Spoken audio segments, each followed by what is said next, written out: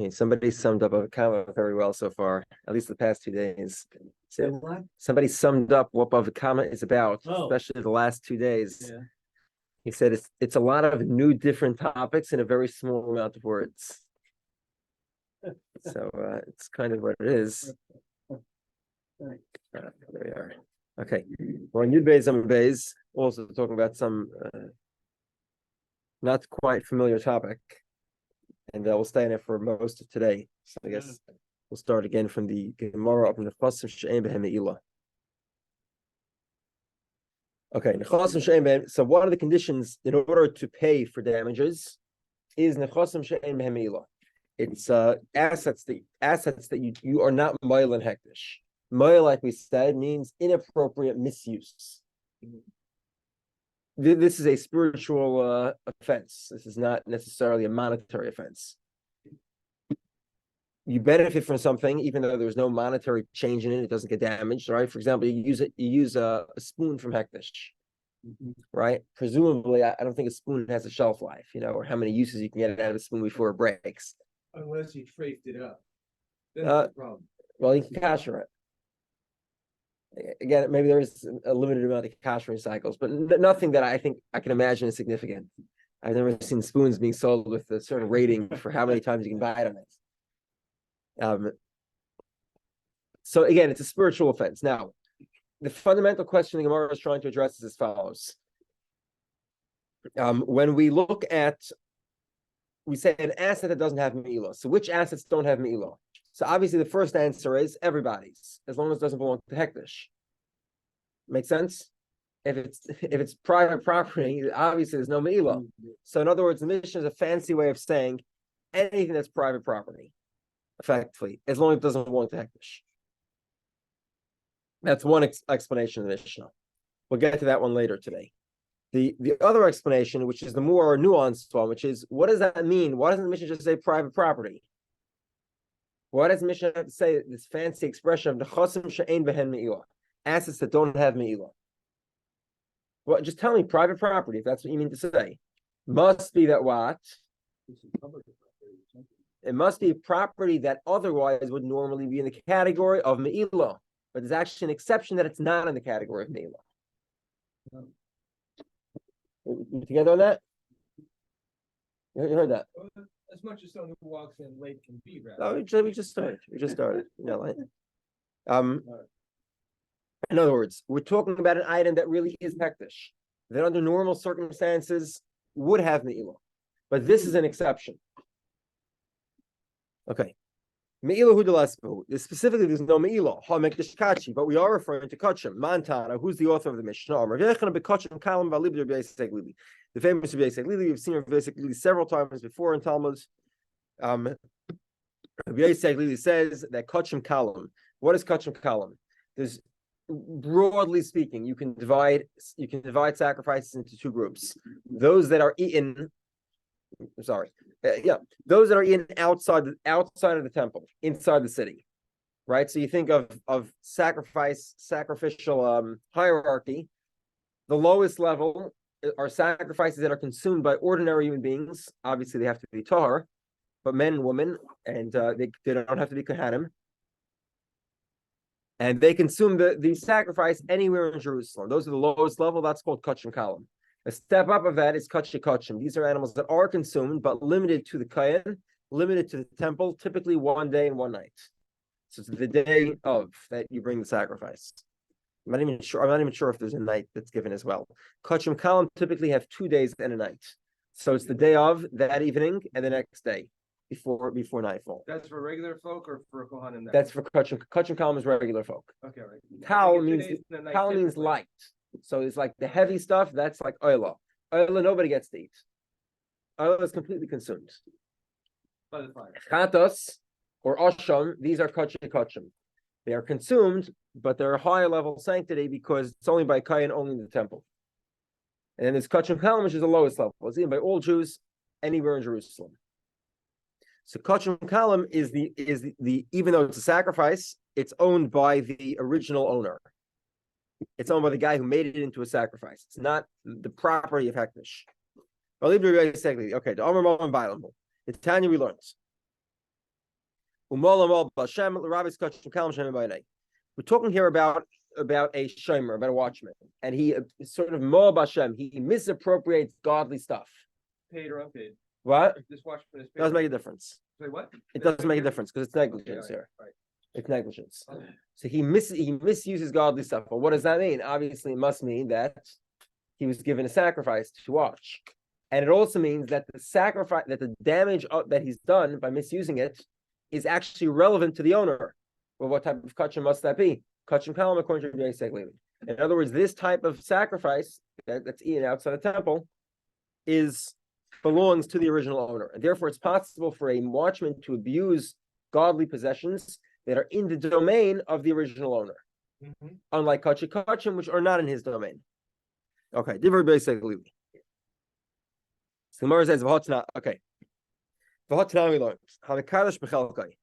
Okay, a kohen gets a portion of the sacrifices, whether that portion is kachim, that means he got a piece of a chatos to eat in the temple.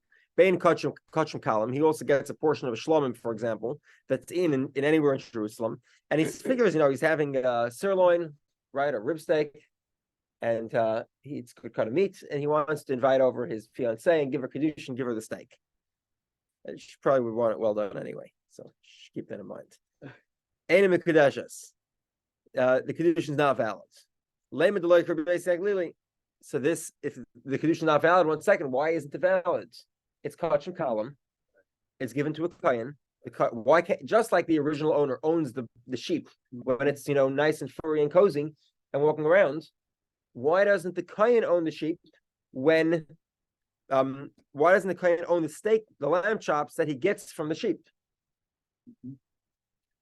so that he should be able to marry a woman with it? We're on it was 12a, but halfway down the page. 12b, I'm sorry, 12b, correct. The first word in the line is tema. Tema Yossi. Yep. I feel tema Rabbi Yehudah. Okay, I'm sorry. Let's say this price is not like Rabbi Yehudah. I feel tema Rabbi Yehudah. It could be going. This mission could go according to Rabbi Yehudah also. Okay, major distinction here. Major distinction. What's the distinction here? When the animal's alive, it's owned by the original owner. However, once the animal is slaughtered in the temple, and the some of the meat at least is given to the kohen as a gift, that kohana gift is God's table, and therefore he doesn't own it. And therefore, if he doesn't own it, obviously he can't marry a woman with that money, with the value there. Okay, fine. So now we've just limited Rabbi Yehudah's statement to a kachim kalam while the animal's still alive, but not so fast either. But this is a little bit of a complicated question. So let's see the question first, and then it's a bit of a double question. Okay. Okay, let's explain here. What is a bechor? What are the concept of bechor? Firstborn. Firstborn animal is born as a sacrifice. I believe in the times of the trying to think.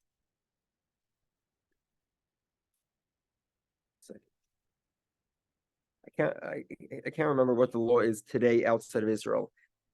Inside of Israel, the law is still applies today. So if you own people who are shepherds, they'll typically sell the main organs of of all the pregnant mothers in their herds to an Arab or to any other non-Jew. And this way, the animal is considered a partnership between the Jew and the non-Jew. They give the Arab typically sell them just the trachea and the esophagus, which has a value of close to zero. Oh, okay. Not exactly very valuable. I don't know. I've never seen a store selling lamb trachea. Many make it in the dog food. I mean, okay. In this country. Yeah, so that's about the value of it. But it's enough that the animal is considered a partnership, and therefore the animal that's born does not have the halachic status of bechor. If it is not sold in time, you have a serious issue, and the animal is sacrificed, and you can't do anything with it until it gets a blemish. You have to let it sit in your field until it gets a blemish.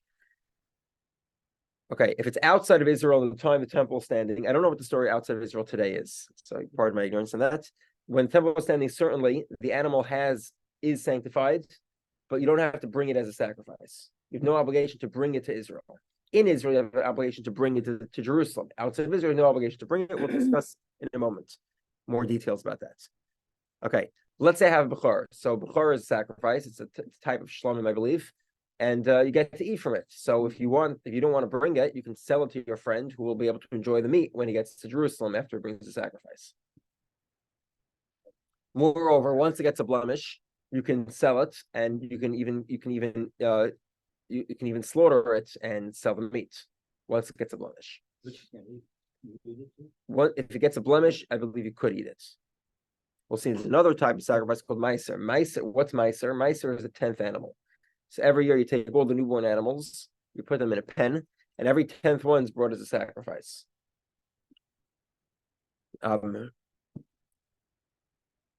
Okay, we'll get to more details about meiser in a moment. So bechor, if you have a bechor, moichon say tam chai v'loy shochet. You can sell it when it's eligible for a sacrifice alive. Ubalmum, if it's a blemished animal, chai v'shochet. Alive and dead. Now, if the animal is eligible to be a sacrifice and slaughtered outside the temple, you cannot sell it. That's because it's also in Hana. You can't derive benefit from it. It's considered a sacrifice that was slaughtered outside the temple. But it once gets a blemish and slaughter, then you could enjoy the benefits of that. Makachin bayis isha, and the animal could be used to marry a woman.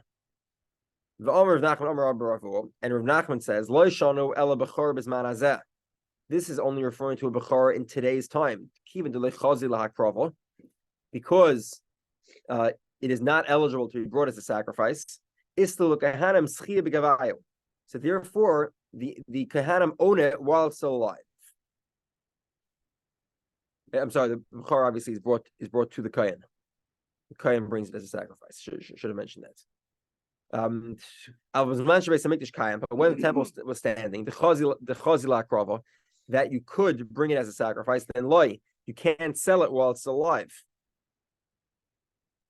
Okay, what does that seem to imply? Not like Rabbi Lili. So this question, Rava asked Rav Nachman, well, Rabbi Lili says that Kachim Kalam is Mum and Bailam. It does belong to the owners. So if it does belong to the owners, even in temple times, even when you could bring it as a sacrifice, you should still be able to sell it or marry a woman with it. So, and the answer was Mashani Ravina, B'vchar b'chutz la'aretz.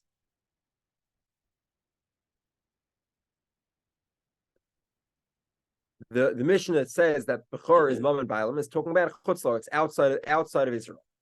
V'alibur Rav Shimon, and not like the opinion of Rav Shimon, the Amar and Bo Tumim Yikravu. I'm sorry, like the opinion of Rav Shimon, the Amar in Bo Tumim Yikravu, in Bo in lechatchila loy. Okay, so what's the resolution? Even though Rabbi Yisrael says that a kachim kalam is mom and bailam, yet he still says that a bechor, a firstborn animal, is not mom and bailam. It does not belong to the owners. It doesn't belong to the kohen who owns it. The kohen who was given it as a gift. What about the fact that the Brisa says you could marry a woman with it? That's talking about where the animal was born outside of Israel. And even though it could be brought as a sacrifice, it shouldn't be brought as a sacrifice. You don't bring animals from outside of Israel to Israel to bring them as a sacrifice, specifically Bechorim. Would they still count anyway? I'm sorry? They still count anyway? If you brought it, then yeah, it would be. You would have to bring it as a sacrifice. Yeah, something like that. Okay, now here's the final hammer blow. Hold on a second. If you're telling me that Rabbi Yisrael holds there is a distinction between alive and slaughtered, so lishni har Rabbi Yisrael har Rabbanon. Why don't we resolve that Rabbi Yisrael is not the author of this Mishnah? The author of the Mishnah is the rabbi's opinion, and Rabbi Yisrael indeed would say. 1 second. In other words, when Rav Nachman said that we're talking about a bechor that is ineligible for sacrifice, that was the rabbi's opinion. But according to Rabbi Yisrael's opinion, even when it is eligible for sacrifice, it still belongs to the owner. The Brisa says a bechor is eligible to be sold. Says Rav Nachman, not every Bechar, only Bechar in today's world where there is no temple. But an original, the original version, the Bechar in temple times is eligible to be brought as a sacrifice, and therefore is not eligible to be given as kedushin or to be sold. The problem that seems to contradict Rabbi Yehudah's opinion. So the Gemara has a resolution that we're talking according that Rabbi Yehudah would agree that in temple times in Israel, indeed, you would not be able to sell it because it's supposed to be a sacrifice. But outside of Israel, where it's not going to be brought as a sacrifice, then the kohen does own it. Or right, if there's no temple, that's a statement of Rav Nachman. A statement of the Mishnah. The Mishnah is talking about where there's no temple. Rav Nachman says, Rav Nachman says that you cannot sell it, you can't marry a woman. It's talking about temple times and in Israel, where it's supposed to be sacrificed. Outside of Israel, then 1 second.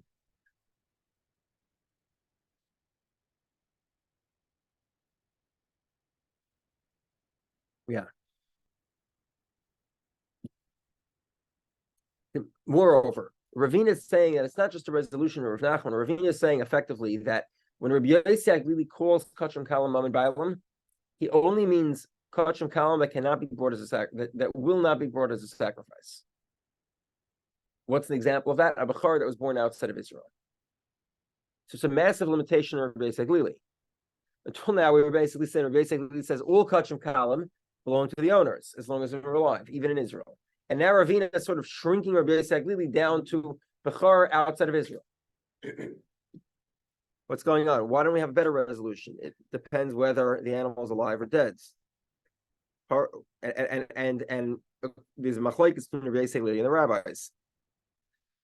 What we say, this final point is very sharp angle to answer the question. You're asking a question from gifts to Kehanim.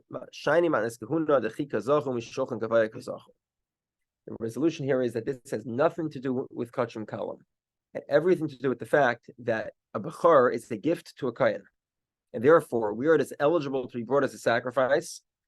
God never really gives the gift, it's sort of an Indian giver, right? God says you can bring it as a sacrifice, but it's not yours. It's mine that you're going to sacrifice. I'm authorizing you to eat from my table. It's an authorization. If fourth line out.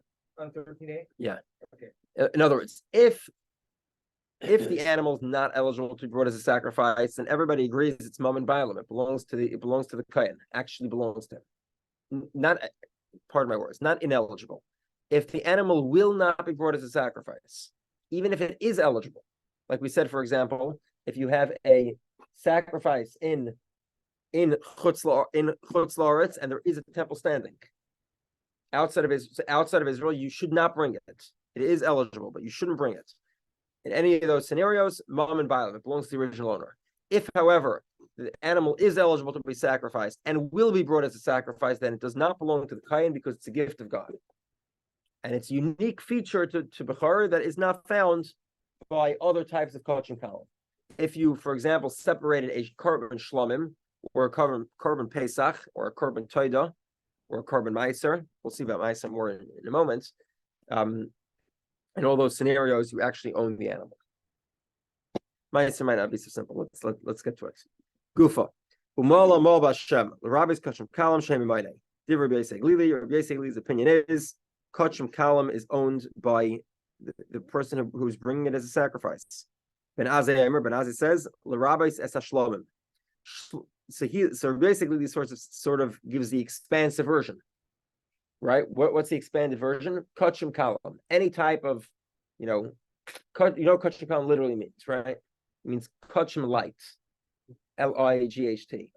Like mayonnaise light, Lit. No. Exactly. Bud Light. That's what it means. It means light. It's a minor version. Kachim light. Okay. Shem Imayne. Div Rabbi Yosef Lili. That's the opinion of Rabbi Yosef Lili. So it's a very expansive category. There's all sorts of sacrifices. Shlomim, Pesach, Toida. Many sacrifices are in that category. Benazi says, no, it's not as wide as you think it is. L'Rabbi says shlomim, to include shlomim, one type of sacrifice. We'll see maybe more, but we'll get to it in a moment. So it's a very narrow category. Rabbi Yosef says, Le'omer Benazai el b'bechor b'vad. Benazai was referring to just bechor. Bechor is the only example according to Benazai that's owned by the Kohen. Amar Mar, let's examine this. Benazai, I remember the Rabbi says shlomim, to include shlomim. L'me'ute mai. Okay, in other words, what was he trying to exclude? Rav Yosef says expansive category, right? Kachim column. Rav Benazai shrinks the category. It's just shlomim. Well, what isn't it? Right? What was he trying to exclude? Maybe he was trying to exclude Bechor. Another example of Kachim column. The Gemara says, 1 second. Hashta. Very briefly. Shlomim requires smicha. What smicha? You confess by putting your hands on the animal's heads. Nesachim is additional libations that are brought together with the korban. Utnufas chazav v'shaik means that once the animal is slaughtered, you lift up the neck and the breast, the front area of the animal, together with the kayan. So you have all these additional services that are part of the sacrificial service. 3 additional services. Amrit, you still say Mammon Bailam. Despite, in other words, the point is this animal korban shlomim, you think is not the prime example of the least sanctified animal. Why? Because kachim kalam, even though it's kachim light, but it still has all sorts of shlomim, even though it's kachim kalam, it still has many additional units, components of the service that not every kachim kalam has. Right? So it has 3 additional services. That makes you think that this is not the lowest totem, the lowest rank on the totem pole, right? Because it has additions. Yet we still say it belongs to the owner. Bechor mibai, a bechor, an animal that is firstborn, is it even a question? In other words, a bechor doesn't have these services, i.e., a bechor is less sanctified than a korban shlomim. So certainly, if a korban shlomim is owned by the original owner, it should certainly be the case that a bechor is owned by the original owner. To exclude meiser. Meiser ranks more sanctified than shlomim. In the Tanya, like we learned, bechor nemar loy sifta. By bechor it says loy sifta, you can't redeem it. In other words, you can't redeem the sanctity off of the bechor. However, if the animal is fit for sacrifice, it's complete, you could sell it while it's still alive. And if it has a blemish, you can sell it alive to be redeemed, or after it was redeemed, or slaughtered and consume the meat. B'maiser nemer lo yigal. B'maiser it says you can't really translate these words well. Yigal also means to redeem, but it's a much more thorough word. It includes much more methods. So what does lo yigal include? You can't sell it, period. Hard stop. It doesn't make a difference whether it's blemished or not. So therefore, we see here that Meiser is more sanctified than Shlomim, and that's excluded according to Benazai's opinion. Rabbi Yosef really says that Meiser is included in Mammon Bailam. And Benazai says it's not. Ravina Masnil al-Sefer. Ravina has the same Gemara we just saw on the final line of the Mishnah. Rabbi Yosef in the story, I remember Benazai el b'chor b'vad. The story says that Benazai is only referring to Bechor. What's that coming to exclude? Maybe it's coming to exclude Shlomim. That in other words, Bechor is less sanctified than Shlomim, and therefore Bechor is owned by the original owner, the Kohen, but not Shlomim. So the Gemara says, 1 second, Hashta, hold on. Uma bechor shekadosh mirachem. Mimaynehu. 1 second. Uma bechor shekadosh mirachem mimaynehu. Shlom mibayim. A bechor that is sanctified at the moment of birth is considered mammon bailam. Kachim, which is not sanctified from the moment of birth, certainly should not be considered mammon bailam. I'm sorry, certainly should also be considered. Let me explain. This is the opposite of what we said before. Before we said Shlomim ranks higher, it's more sanctified than Bechor. Why? Because Shlomim has 3 additional sacrificial services. Now we're saying the opposite. Bechor is more sanctified. Why? Because Shlomim was a regular animal until somebody decided to declare it a Shlomim. However, Bechor is much more sanctified because the moment it was born, it was a sacrifice. So therefore, it's more sanctified than Shlomim. If that's the case, according to this version of the Gemara, if Bechor is owned by the original owners, for sure Shlomim should also be owned by the original owners, because Bechor is more sanctified than Shlomim. Okay, so the Gemara says it's coming to exclude Meiser and include Shlomim. Like we learned, it says by Bechor you can't redeem it, but you could sell it, and if it gets a blemish, you can do whatever you want with it. However, Meiser never loygal. The Meiser says you shouldn't redeem it, and Meiser is much more limitations. It can't be sold in any fashion at all. Okay, so the Gemara says there's just one problem with the second version of the Gemara. The second version of the Gemara says that when there were two statements of Ben Azai. The first statement of Ben Azai is Shlomim, and we just explained Shlomim means Bechor too, but not Meiser. That makes sense. Then Rav Distoi comes with a new version of Ben Azai. We'll call it Rav Distoi's version. Rav Distoi's version says only Bechor. It's the only example where Ben Azai agrees that it's owned by the Kayan or the original owner. And now Ravina is coming to say, hold on, no, it's not just Bechor, it's also Shlomim, but it's not Meiser. But he said the Bechor Bilvad. What does Bilvad mean? Bilvad means only, exclusively. So that can't be. Samar says Kasha, you're right, it's difficult. Okay, fine. Almost done this Gemara. Now we get back to the most simple and logical teretz. Again, back to the Mishnah. What did the Mishnah say? Assets that don't have me'ilah. Like we said in the beginning. What does that mean? What does it mean? It's a very fancy terminology, but effectively the vast majority of assets that don't have me'ilah are private property. So that's Rav's answer. Rav Amar, "My nechasim she'ein me'ilah, nechasim she'ein behen din me'ilah. Ma'inenu dehedyet." It's private property. Listening to hedyet, let's the Mishnah say specifically hedyet. The Gemara says kasha, that's difficult. Okay, a little bit on a different subject, but still talking about sacrifices. Amar Baba. Shlom sheheziku begufan. I'm sorry, shlom sheheziku. You have a shlom animal that's done damage. Goyvim ibsarin ve'ene goyvim e'meram. You can collect. So you have the sacrifice. Let's say it's an ox. Shlom, I believe, is Nekavis. No,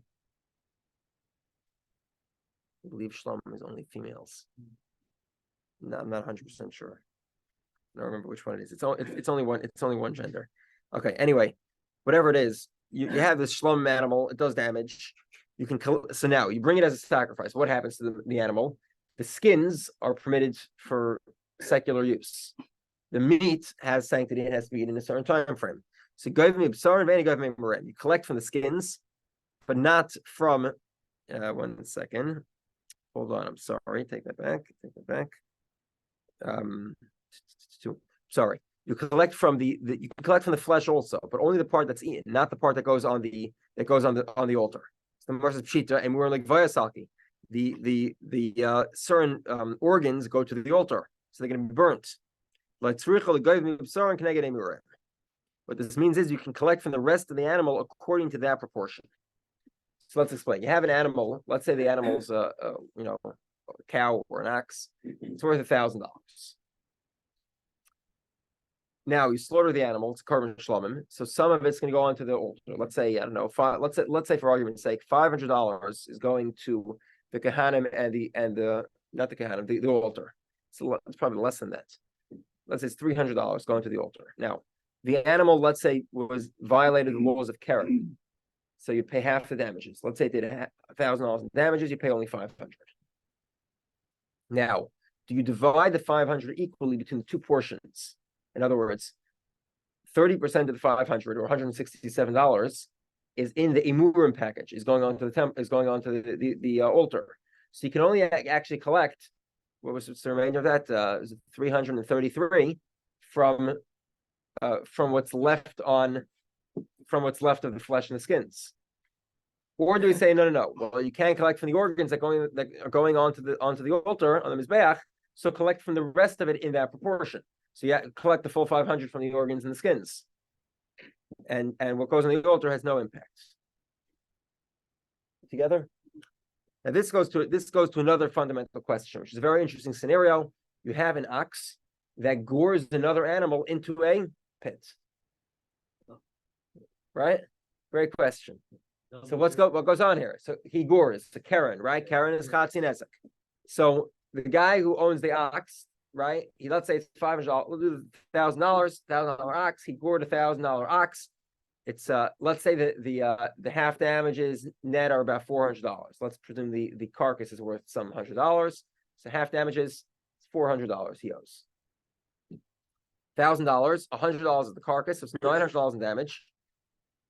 Sorry, 450 would go to he would have to pay $450.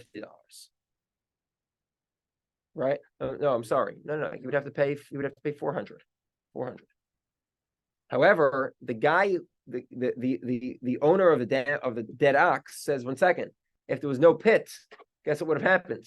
My ox would still be alive today. So I want you to cover me whatever I can get from the guy who gored my animal. Okay. So according to one opinion, the guy in the pit does have to pay for anything that the owner of the ox doesn't have to pay for. And according to another opinion, he does not have to pay. So actually what ends up happening is the owner of the ox actually ends up paying a quarter of the damages. Because he says, look, I'm liable for half. But of my half damages, half of it's the responsibility of the guy in the pit, because it was a joint damage together. So I'm only paying half of the half that I owe because it's a shor tam. It's a naive shor. Right? I thought the animal was gored and pushed into the pit, so the owner of the animal says, I'm only responsible for a quarter. Half of my responsibility. I'm only responsible for half. That's the shor tam. And this is a joint package here. You have the pit, I have the ox. So of my responsibility, half is your responsibility. Because we did this together. So I'm only paying a quarter. And according to one opinion, the rabbis actually say the owner of the pit is completely absolved. Because it has nothing to do with him. He didn't do the damage. Some other ox pushed it into the pit. So it's true that the damage was split. It's partially the responsibility of the owner of the pit, but he's exempt from the damages. So actually, the guy only gets a quarter of the damages. Okay, fine. This is a Gemara for later, but let's just review this because it's running short on time here. If it's according to the opinion of the rabbis say pshita, it's obvious. Why? One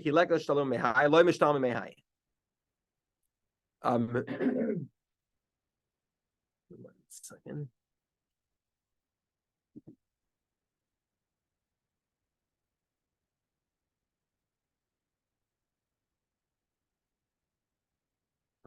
Yeah. Okay. Sorry. So again, with regard to the shlum that did damage, the Gemara is explaining that you do not collect in proportion. In other words, you have a shlum that does damage. Let's say it's a cow or an ox, costs $1,000. Does damage and needs to pay 500.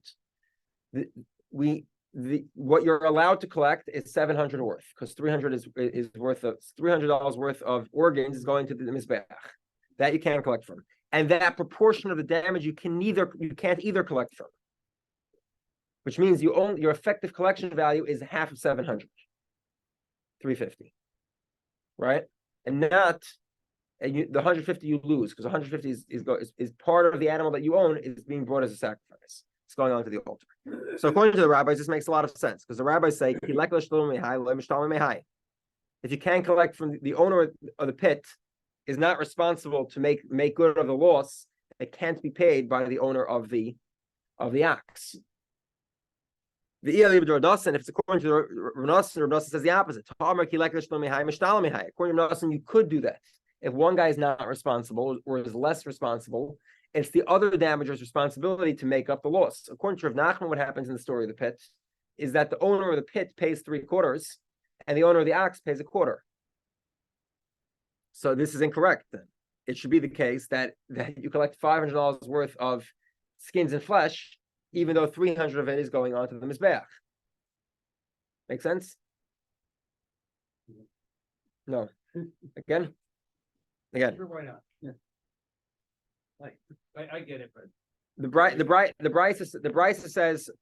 says the animal does damage. It's $500 worth of damage. That 500 is split evenly in the two components of the animal. One is flesh and skins, and the other one is mizbeach portion.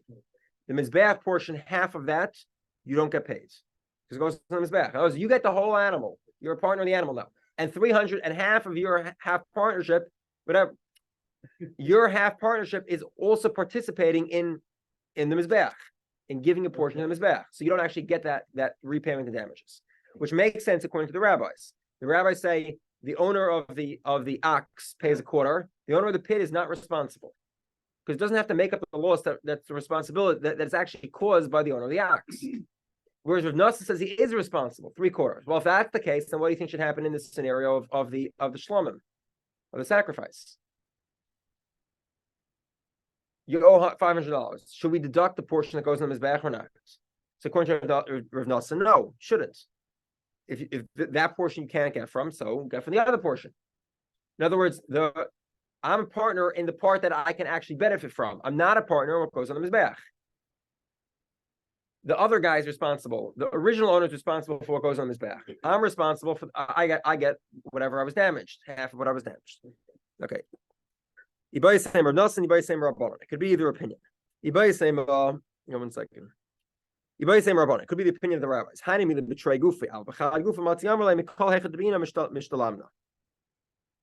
Okay.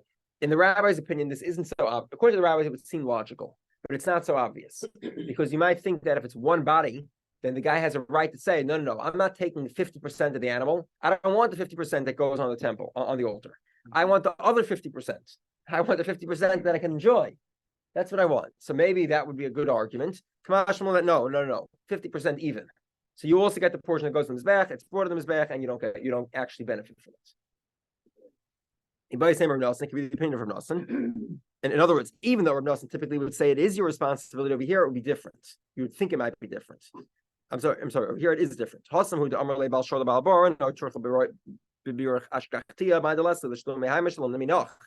The guy, the owner of the carcass, right? He says, "Look, I found my carcass in your pit. I don't care what happened.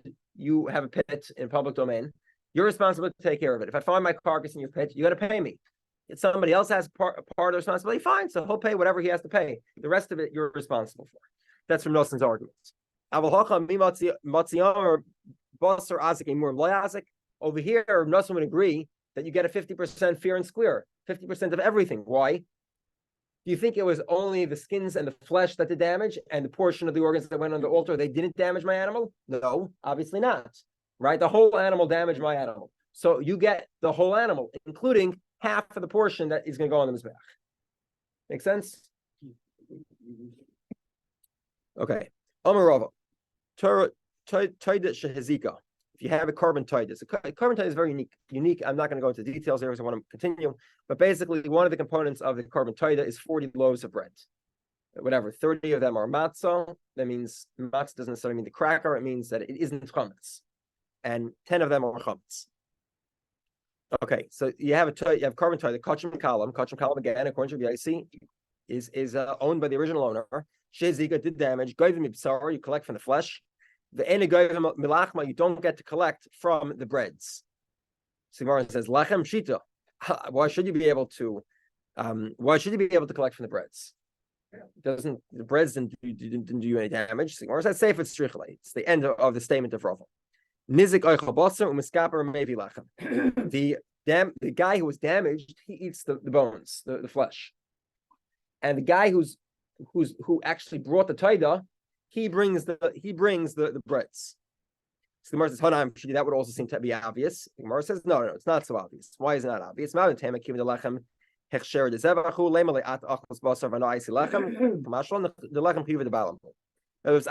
that the breads are a component of the sacrifice.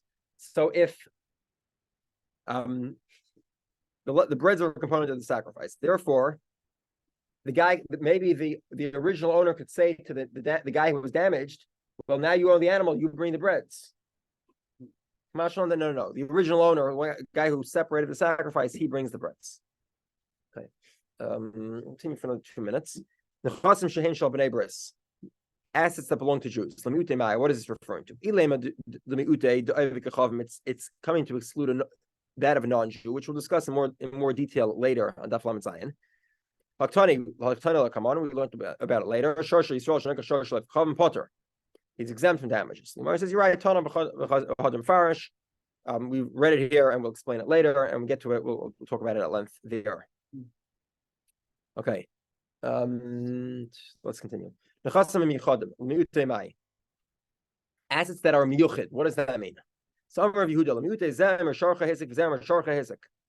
Very simple. You have to know which animal did the damage. For example, if you have two animals running after another animal, okay, and we find the other animal on the floor dead, and there's no signs of blood on either animal, so we don't know what to do.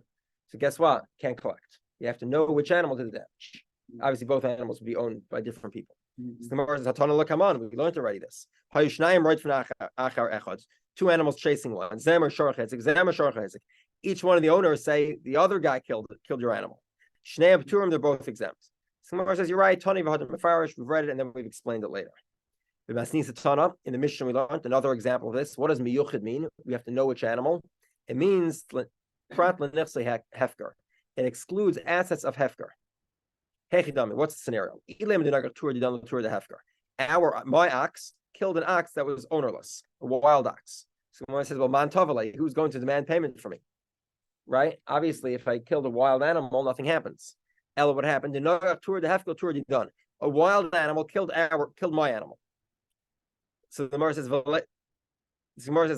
he said, go collect the wild animal, go catch it. So the Gemara says, another guy went ahead and acquired the wild animal. And that's the halacha. So the halacha is, even though I want to take the wild animal because it killed my animal, and somebody else went and caught it first, I'd have no right to that animal. Okay. We'll stop here. It's another solution. Okay, great day. Yeah.